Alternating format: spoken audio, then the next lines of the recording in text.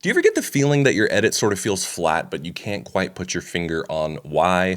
Well, my name is Austen Menges, and I've been a pro editor for over 20 years with a focus on broadcast TV commercials. And today I'd like to invite you into my edit suite so I can share a simple concept that will bring your flat edits to life. I'm in Premiere Pro, but of course this concept will work with any editing platform, and I'm going to show you it in action a little later, but first I need to explain why you should be editing like a Formula One driver instead of a driver on their morning commute. Imagine this, you have a Formula One track with all these twists and turns and straightaways, but instead of putting a Formula One driver on the track, you put someone who's on their morning commute and they have their car in cruise control. So how are they going to do on that track? Well, if their car's going at constant speed, they will be going far too slow on the straightaways, and when they get to the hairpin turns, they will likely crash from going too fast. The Formula One driver, on the other hand, is going to crush it because they know they need to change the speed based on what's happening on the track. They might go 200 miles per hour on the straightaways,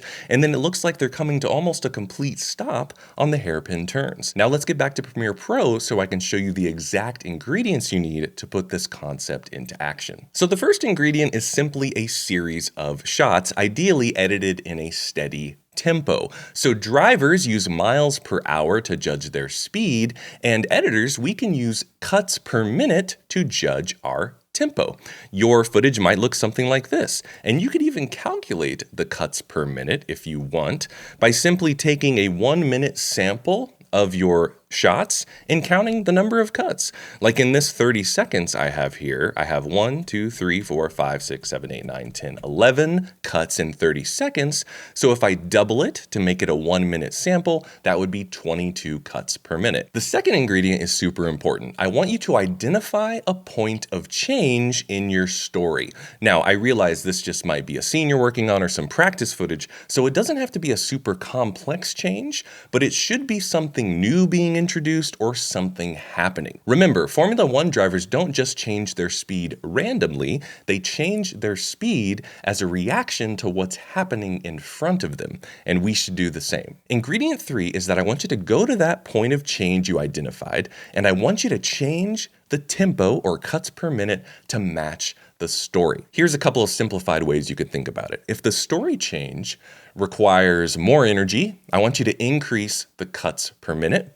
If it requires more of a moment of introspection or less energy, I want you to decrease the cuts per minute from that story point on. So you kind of end up with these two sections, two different tempos that are reacting to what's happening in the story. Now, this is obviously a simplified example, but it's pretty much how pro editors are approaching their edits. We're never just on cruise control. We're always reacting to the story and changing our tempo based on the emotions we're targeting. If you like this video, please give it a like, and you might want to download my free editing guide where I explain my 5 editing criteria: emotion, story, rhythm, sound, and action. You can find that at the link below. And now let's take a look at this concept in action from a short film I edited where I go from a pace of about 10 cuts per minute all the way to a pace of about 33 cuts per minute as a boy sees some bad guys and a chase ensues. Let's check it out.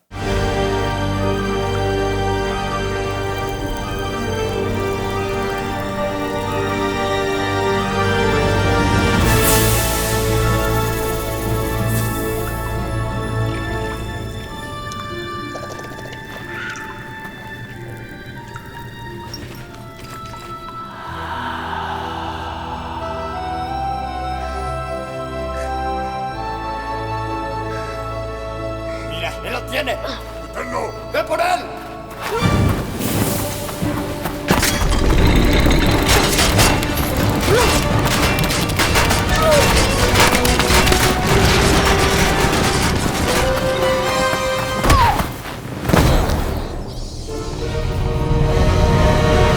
And if you like this video, you should watch this one next. Happy editing.